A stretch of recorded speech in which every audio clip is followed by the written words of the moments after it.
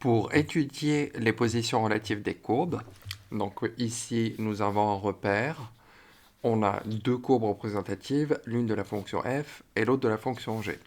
Pour savoir où les deux courbes se coupent, on va résoudre l'équation f de x égale g de x. Donc ce que l'on va trouver, les solutions que l'on trouve pour cette équation vont correspondre aux abscisses des points d'intersection. Maintenant, si je veux savoir quand est-ce que la fonction f est au-dessus, la courbe de la fonction f est au-dessus, ça va être sur les ensembles où on a f de x qui est supérieur à g de x. Et si je veux savoir quand est-ce que la courbe de f est en dessous de la courbe de g, on va résoudre l'équation quand est-ce que f de x est inférieur à g de x. Afin d'avoir, donc pour résoudre des équations ou des inéquations, il est préférable d'avoir un tableau de signes. C'est plus facile de voir le signe. Donc si je veux, f de x égale g de x, ceci est équivalent à dire que f de x moins g de x égale 0. Dire que f de x est supérieur à g de x, ça veut dire que f de x moins g de x, c'est positif. Et f de x est inférieur à g de x quand la différence est négative.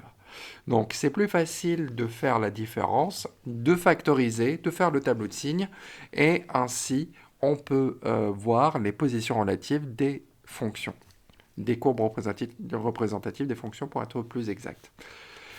Pour l'exemple, on va prendre trois fonctions. La fonction f qui a x associé x, c'est la fonction identité. La fonction g qui a x associe x au carré, la fonction carré, et la fonction h qui a x associe x au cube, qui est la fonction cube. On va commencer par étudier les positions relatives de la fonction carré et de la fonction identité. Donc on va faire la différence des deux. Donc on va prendre g de x moins f de x. Donc ça nous fait x au carré moins x. On a un facteur en commun. X facteur de quoi? X moins 1. Voilà, on a la factorisation. Donc on voit bien ici que le domaine de définition, c'est R tout entier. Où est-ce qu'elle s'annule en 0 et en 1? Donc là, les racines sont 0 et 1. Donc hop, je tire un trait. Et je vais maintenant, x s'annule en 0. Elle est négative avant, positive après. X moins 1 s'annule en 1, sachant que c'est positif, donc c'est croissant, moins, moins, plus. Voilà. Maintenant, pour le signe de la différence, donc ça s'annule en 0 et en 1, plus, moins, plus. Alors, se coupe au point d'abscisse 0 et 1.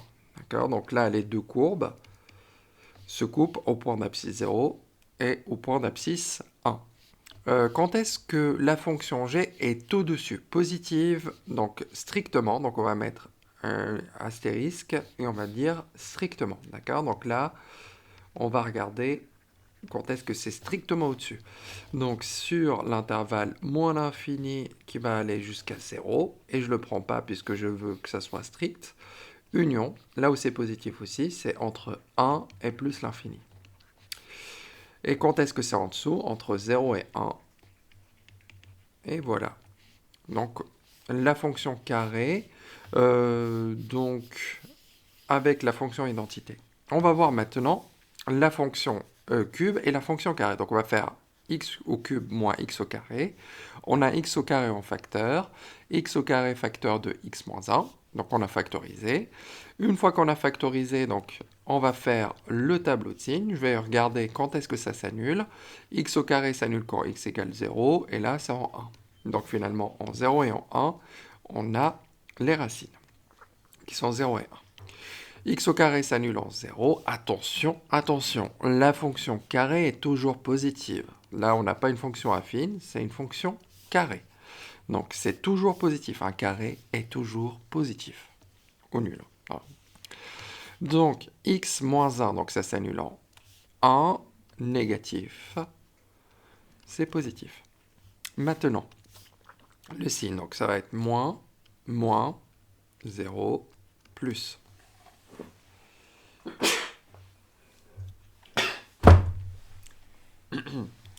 Et voilà, donc là, ça va se couper, les deux courbes se coupent au point d'abscisse 0 et au point d'abscisse 1.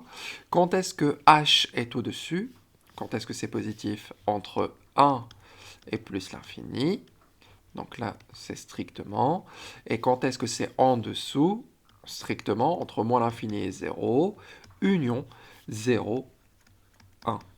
Attention, là, puisqu'on a parlé d'inégalité stricte, il faut que j'enlève là où ça va s'annuler. Je veux que ça soit strictement négatif. Donc c'est entre moins l'infini et 0 et entre 0 et 1. Comme vous pouvez le voir, on peut très bien s'annuler et ne pas changer de sens, de signe d'un côté et de l'autre.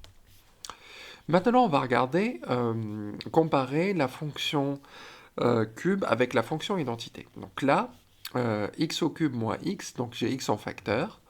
Donc ça fait x facteur de x au carré moins 1.